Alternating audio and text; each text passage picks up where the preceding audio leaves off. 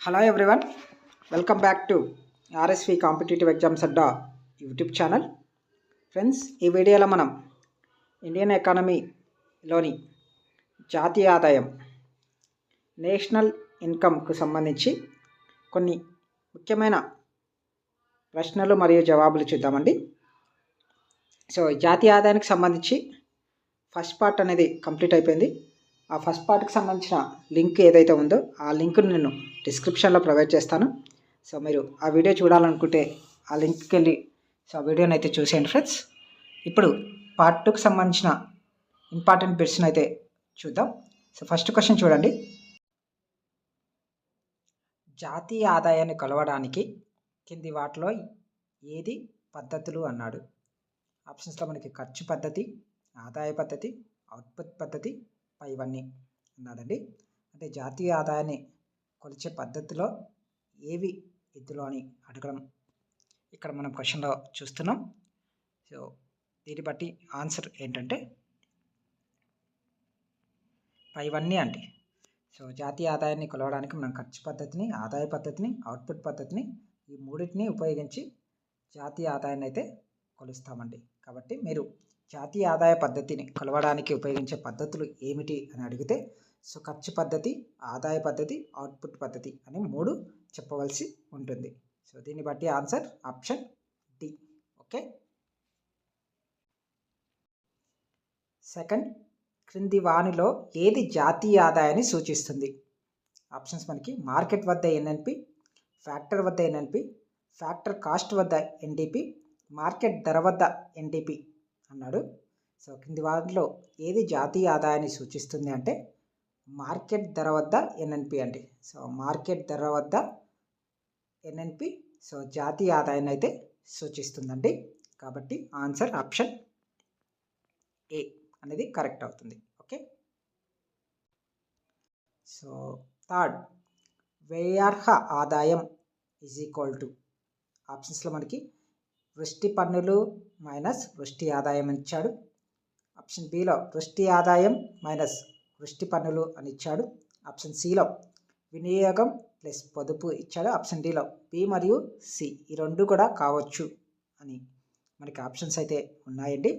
So దీని ప్రకారం వ్యయార్హ ఆదాయం అంటే వృష్టి ఆదాయం మైనస్ వృష్టి పన్నులు అలాగే వినియోగం ప్లస్ పొదుపు ఈ రెండింటిని మనం వ్యయార్హ ఆదాయంగా చెప్పవచ్చండి.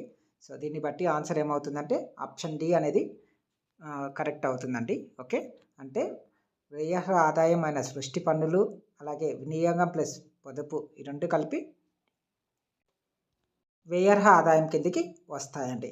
కాబట్టి ఆన్సర్ ఆప్షన్ డి అనేది కరెక్ట్ అవుతుంది. ఓకే. సో నెక్స్ట్, జాతీయ ఆదాయాన్ని దేశ జనాభాతో భాగిస్తే వచ్చేది? ఆప్షన్స్లో మనకి తలసరి ఆదాయం, తలసరి వినియోగం, జాతీయ ఆదాయం, తలసరి పొదుపు. సో జాతీయ ఆదాయాన్ని దేశ జనాభాతో భాగిస్తే వచ్చేది ఏంటంటే తలసరి ఆదాయం అండి. ఓకే. సో దీని ప్రకారం ఆన్సర్ ఆప్షన్ ఏ అనేది కరెక్ట్ అవుతుంది. సో నెక్స్ట్ క్వశ్చన్, జనాభాకు తలసరి ఆదాయానికి మధ్య అనులోమ సంబంధం ఉంటుంది, విలోమ సంబంధం ఉంటుంది, అనులోమ మధ్య సంబంధం ఉంటుంది, ఇవన్నీ అన్నాడండి. జనాభాకి తలసరి ఆదాయానికి ఉన్న సంబంధం ఏమిటి అంటే సో విలోమ సంబంధం అండి. అంటే తలసరి ఆదాయం అనేది జనాభాకి విలోమ సంబంధంగా ఉంటుంది. అంటే జనాభా పెరిగితే తలసరి ఆదాయం తగ్గుతుంది, జనాభా తగ్గితే తలసరి ఆదాయం పెరుగుతుంది. సో దీన్ని బట్టి ఆన్సర్ ఆప్షన్ బి అనేది కరెక్ట్. నెక్స్ట్, స్థిర ధరల్లో తలసరి ఆదాయాన్ని గణిస్తే వచ్చేది ఏంటి అని అడిగాడు. ఇక్కడ వాస్తవ తలసరి ఆదాయం, నామమాత్రపు తలసరి ఆదాయం, మార్కెట్ ధరల్లో జాతీయ ఆదాయం, స్థిర ధరల్లో జాతీయ ఆదాయం. సో స్థిర ధరల్లో జాతీయ ఆదాయాన్ని కొలిస్తే వచ్చేది అంటే గణిస్తే వచ్చేది ఏంటంటే వాస్తవ తలసరి ఆదాయం అండి. వాస్తవ తలసరి ఆదాయం అనేది వస్తుంది. సో దీన్ని బట్టి ఆన్సర్ ఆప్షన్ ఏ అనేది కరెక్ట్. నెక్స్ట్ వచ్చి తలసరి ఆదాయ వృద్ధి రేటు అంటే అన్నాడు. ఆప్షన్స్లో మనకి జనాభా వృద్ధి రేటు నుంచి జాతీయ ఆదాయ వృద్ధి రేటును తీసివేయడం, ఆప్షన్ బిలో జాతీయ ఆదాయ వృద్ధి రేటు నుంచి జనాభా వృద్ధి రేటుని తీసివేయడం. ఆప్షన్ సిలో జాతీయ ఆదాయ వృద్ధి రేటులో జనాభా వృద్ధి రేటు కలపడం. ఆప్షన్ డిలో జాతీయ ఆదాయ వృద్ధి రేటును జనాభా వృద్ధి రేటుతో గణించడం అని ఇవ్వడం ఇక్కడ చూస్తున్నాం. సో తలసరి ఆదాయ వృద్ధి రేటు అంటే జాతీయ ఆదాయ వృద్ధి రేటు నుంచి జనాభా వృద్ధి రేటును తీసివేస్తే మనకేమొస్తుందంటే తలసరి ఆదాయ వృద్ధి రేటు వస్తుందండి. జాతీయ ఆదాయ వృద్ధి రేటు నుంచి జనాభా వృద్ధి రేటును తీసివేస్తే మనకి తలసరి ఆదాయ వృద్ధి రేటు అనేది రావడం జరుగుతుంది. సో దీని ప్రకారం ఆన్సర్ ఆప్షన్ బి. నెక్స్ట్ అండి, ఏ సంవత్సరం జాతీయ ఆదాయాన్ని ఆ సంవత్సరం మార్కెట్ ధరల్లో లెక్కిస్తే దానిని ఏమంటారు అన్నాడు. ఆప్షన్స్లో మనకి ప్రస్తుత ధరల్లో జాతీయ ఆదాయం, స్థిర ధరల్లో జాతీయ ఆదాయం, వాస్తవ తలసరి ఆదాయం, నామమాత్రపు జాతీయ ఆదాయం. సో ఏ సంవత్సరం జాతీయ ఆదాయాన్ని ఆ సంవత్సరం మార్కెట్ ధరల్లో లెక్కిస్తే సో దాన్ని ప్రస్తుత ధరల్లో జాతీయ ఆదాయంగా చెప్తామండి. ఓకే, ఏ సంవత్సర జాతీయ ఆదాయాన్ని ఆ సంవత్సర మార్కెట్ ధరల్లో లెక్కిస్తే సో దాన్ని ప్రస్తుత ధరల్లో జాతీయ ఆదాయంగా మనం చెప్పవచ్చు. కాబట్టి ఆన్సర్ ఆప్షన్ ఏ అనేది కరెక్ట్ అవుతుంది. నెక్స్ట్, స్థిర ధరల్లో జాతీయ ఆదాయానికి మరో పేరు ఏమిటి అన్నాడు. ఆప్షన్స్లో మనకి ప్రస్తుత ధరల్లో జాతీయ ఆదాయం, నిలకడ ధరల్లో జాతీయ ఆదాయం, వాస్తవ ధరల్లో జాతీయ ఆదాయం, బి మరియు సి అని ఆప్షన్స్ అయితే ఇక్కడ ఉన్నాయి. సో స్థిర ధరల్లో జాతీయ ఆదాయానికి మరో పేరు ఏమిటి అంటే నిలకడ ధరల్లో జాతీయ ఆదాయంగా చెప్పవచ్చు, వాస్తవ ధరల్లో జాతీయ ఆదాయంగా చెప్పవచ్చు. అంటే ఆప్షన్ డి అనేది ఈ క్వశ్చన్కి ఆన్సర్ అవుతుందండి. ఎందుకంటే నిలకడ ధరల్లో జాతీయ ఆదాయం, వాస్తవ ధరల్లో జాతీయ ఆదాయాన్ని మనం స్థిర ధరల్లో జాతీయ ఆదాయానికి మరో పేరుగా చెప్పవచ్చు. కాబట్టి ఆన్సర్ ఆప్షన్ డి అనేది కరెక్ట్. నెక్స్ట్ అండి, భారతదేశంలో మొట్టమొదటిసారిగా జాతీయ ఆదాయాన్ని లెక్కించిన వారు ఎవరు అన్నాడు. Adam Smith, Adolph Marshall, Dadabhai Naoroji, VKR Rao. So భారతదేశంలో మొట్టమొదటి జాతీయ ఆదాయాన్ని లెక్కించిన వాళ్ళు ఎవరంటే దాదాబాయి నవరోజీ అండి. కాబట్టి ఆన్సర్ ఆప్షన్ సి అనేది కరెక్ట్. ఓకే, 1868 నుంచి 1899 వరకు జాతీయ ఆదాయ అంచనాల్లో ఏ రంగాన్ని పరిగణలోకి తీసుకోలేదు అని ఇక్కడ క్వశ్చన్ ఇచ్చాడు. మనకి ఆప్షన్స్లో చూడండి, వ్యవసాయ రంగం, పారిశ్రామిక రంగం, సేవా రంగం మరియు బి అండ్ సి ఇవి ఆప్షన్స్గా ఉన్నాయి ఇక్కడ. సో 1868 నుంచి 1899 వరకు జాతీయ అంచనాల్లో ఏ రంగాన్ని పరిగణలోకి తీసుకోలేదంటే సేవా రంగాన్ని పరిగణలోకి తీసుకోలేదండి. సో ఈ క్వశ్చన్ని బట్టి ఆన్సర్ మనకి ఆప్షన్ సి అనేది కరెక్ట్ అవుతుందండి. ఓకే, నెక్స్ట్, జాతీయ ఆదాయ అంచనాలను ఏమంటారు అన్నాడండి. సో ఆర్థిక అకౌంట్లు, సామాజిక అకౌంట్లు, తలసరి అకౌంట్లు, పైవన్నీ అనే ఆప్షన్స్ ఉన్నాయి ఇక్కడ. సో దీని ప్రకారం ఆన్సర్ ఏంటంటే సామాజిక అకౌంట్లు అండి. సో జాతీయ ఆదాయ అంచనాలు ఏమంటారంటే సామాజిక అకౌంట్లు అని చెప్తాం. సో కాబట్టి ఆన్సర్ ఆప్షన్ బి. నెక్స్ట్, కింది వానిలో జాతీయ ఆదాయంలో భాగం కానిది ఏది అన్నాడు. ఆప్షన్స్లో మనకి పంపిణీ చేయని లాభాలు, ప్రభుత్వ వ్యయం నుండి ఆదాయం, ఉత్పాదకత లేని జాతీయ రుణంపై వడ్డీ మొత్తం, వస్తువులు మరియు సేవల కొనుగోలు చేయడం కోసం ఒక సంస్థకు గృహస్థులు చేసిన చెల్లింపులు. ఇందులో జాతీయ ఆదాయంలో భాగం కానిది ఏది అన్నాడు. సో దీన్ని బట్టి ఆన్సర్ ఏమవుతుందంటే ఆప్షన్ సి అవుతుందండి. ఉత్పాదకత లేని జాతీయ రుణంపై వడ్డీ మొత్తాన్ని మనం జాతీయ ఆదాయంలో భాగంగా తీసుకోమండి. ఓకే, కాబట్టి ఆన్సర్ ఆప్షన్ సి.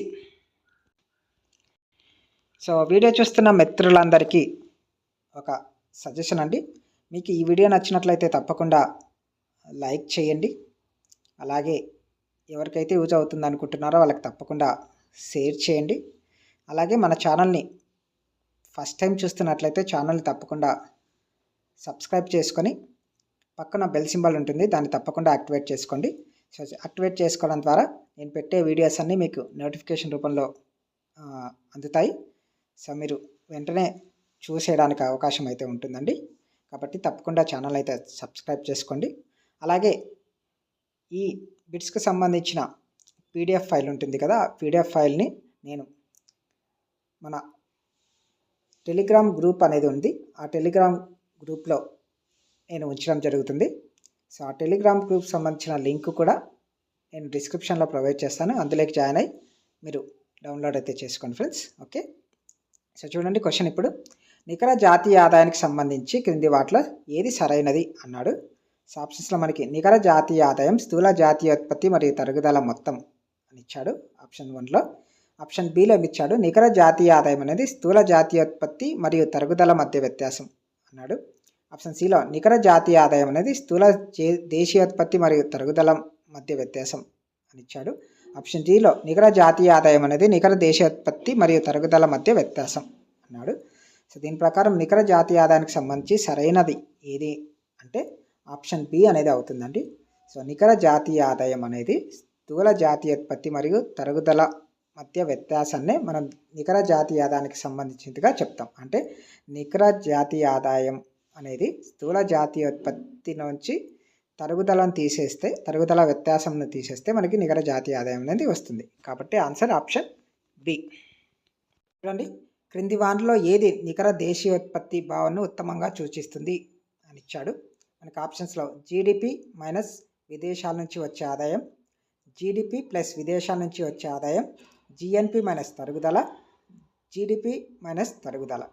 సో నికర దేశీయ ఉత్పత్తి ఎన్డిపిని ఉత్తమంగా సూచించేది ఏమిటి అంటే ఇందులో జీడిపి మైనస్ తరుగుదల అండి. ఓకే, జీడిపి మైనస్ తరుగుదల. సో దీన్ని బట్టి ఆన్సర్ ఆప్షన్ డి అనేది కరెక్ట్ అవుతుంది. ఓకే, జీడిపి జిఎన్పిలకు మధ్య తేడా అని ఇచ్చాడు ఇక్కడ క్వశ్చన్లో. మనకి ఆప్షన్స్లో విదేశాల నుంచి వచ్చే కారక ఆదాయం, విదేశాలకు చేసే కారక ఆదాయం, నికర విదేశీ కారక ఆదాయం, నికర ఎగుమతులు. సో జిఎన్పికి జీడిపికి మధ్య తేడా ఏంటంటే విదేశాల నుంచి చేరే కారక ఆదాయం అనేది తేడా కనిపిస్తుందండి జీడిపికి మరియు జిఎన్పిలకి. కాబట్టి ఆన్సర్ ఆప్షన్ సి. ఓకే, నికర విదేశీ కారక ఆదాయం. నెక్స్ట్ అండి, మార్కెట్ ధరల్లో జాతీయ ఆదాయం కారకాల ధరల్లో జాతీయ ఆదాయం సమానం అంటే అన్నాడు క్వశ్చన్లో. మనకి ఆప్షన్స్లో నికర పరోక్ష పన్నులు శూన్యం, నికర పరోక్ష పన్నులు రుణాత్మకం, నికర పరోక్ష పన్నులు ధనాత్మకం, ప్రత్యక్ష పన్నులు పరోక్ష పన్నులు సమానం. సో మార్కెట్ ధరలో జాతీయ ఆదాయం కారకాల ధరలో జాతీయ ఆదాయం సమానం అంటే నికర పరోక్ష పన్నులు శూన్యం అండి. సో నికర పరోక్ష పన్నులు శూన్యం. కాబట్టి ఆన్సర్ ఆప్షన్ ఏ అనేది కరెక్ట్. నెక్స్ట్, మార్కెట్ ధరలో జాతీయ ఆదాయానికి సంబంధించి సరైనవి ఏవి అన్నాడు. సో ఆప్షన్స్లో పరోక్ష పన్నులు ఉండవు, సబ్సిడీలు ఉంటాయి. పరోక్ష పన్నులు ఉంటాయి, సబ్సిడీలు ఉండవు. పరోక్ష పన్నులు ఉంటాయి, సబ్సిడీలు ఉంటాయి. పరోక్ష పన్నులు ఉండవు, సబ్సిడీలు ఉంటాయి. ఇవి ఆప్షన్స్ అండి. సో మార్కెట్ ధరలో జాతీయ ఆదాయానికి సంబంధించి పరోక్ష పన్నులు ఉంటాయి, సబ్సిడీలు ఉంటాయండి. ఓకే, సో కాబట్టి ఆన్సర్ ఆప్షన్ సి అనేది కరెక్ట్ అవుతుంది. ఓకే,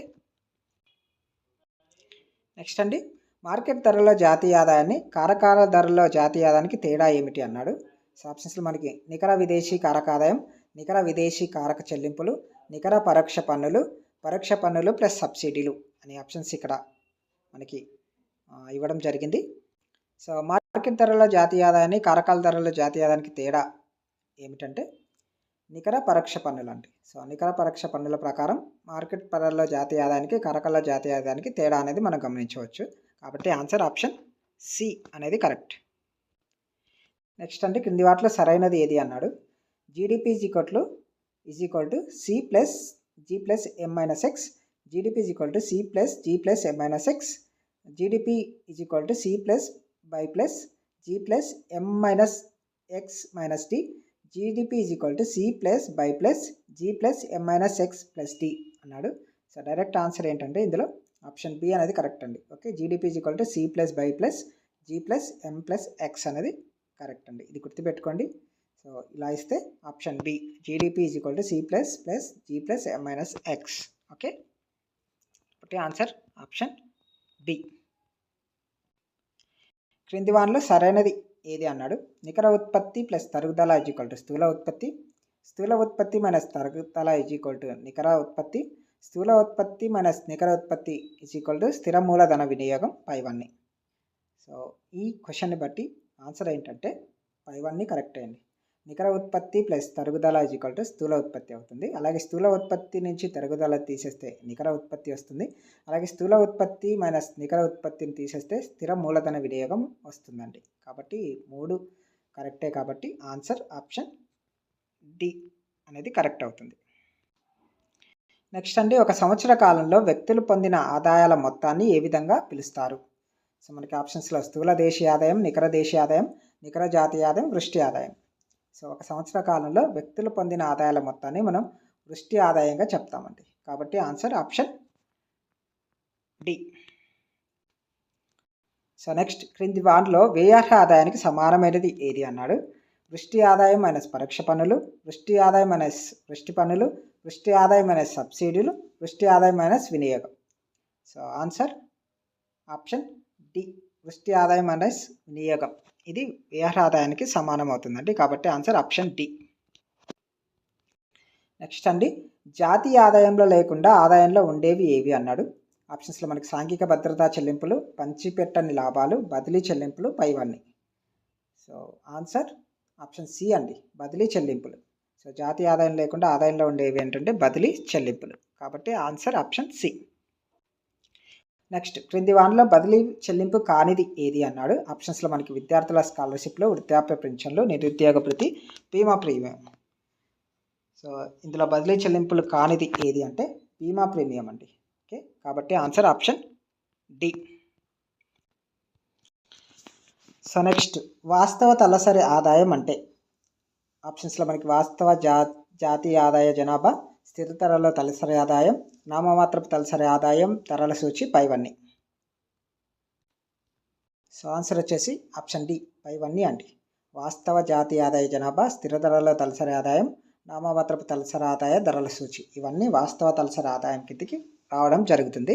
కాబట్టి answer option D. Dadabhai Naoroji 1867-68 సంవత్సరానికి జాతీయ ఆదాయాన్ని అంచనా వేసినప్పుడు జాతీయ తలసరి ఆదాయాలు వరుసగా. సో ఆప్షన్స్లో మనకి 1689 కోట్లు 62 రూపాయలు, 250 కోట్లు 30 రూపాయలు, 240 కోట్లు 25 రూపాయలు, 340 కోట్లు 20 రూపాయలు. సో 1867-68లో జాతీయ ఆదాయాన్ని అంచనా వేసినప్పుడు జాతీయ ఆదాయం తలసరి ఆదాయాలు వరుసగా ఏవంటే 340 కోట్లు మరియు 20 రూపాయలు. కాబట్టి ఆన్సర్ ఆప్షన్ డి అనేది కరెక్ట్ అవుతుందండి. ఓకే, నెక్స్ట్, వికేఆర్వి 1931-32 సంవత్సరానికి జాతీయ ఆదాయాన్ని అంచనా వేసినప్పుడు జాతీయ తలసరి ఆదాయాలు వరుసగా.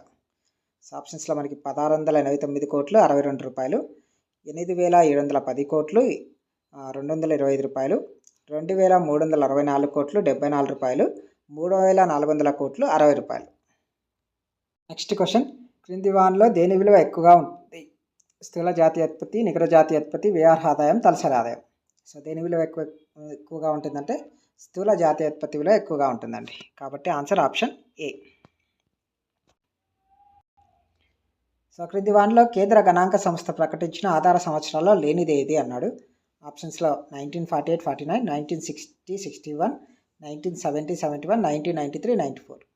ఆధార సంవత్సరాల్లో లేనిది ఏంటంటే 1948-49 అండి. ఓకే, కాబట్టి ఆన్సర్ ఆప్షన్ ఏ.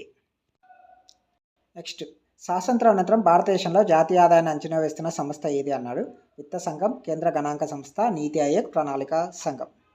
సో స్వాతంత్ర అనంతరం జాతీయ ఆదాయాన్ని భారతదేశంలో లెక్కిస్తున్న సంస్థ ఏంటంటే కేంద్ర గణాంక సంస్థ అండి.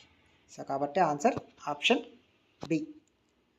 సో ఇవ్వండి ఈ క్వశ్చన్లకు సంబంధించి ముఖ్యమైన సమాధానాలు. సో మీకు వీడియో నచ్చినట్లయితే తప్పకుండా లైక్ చేసి షేర్ చేయండి. Thank you for watching.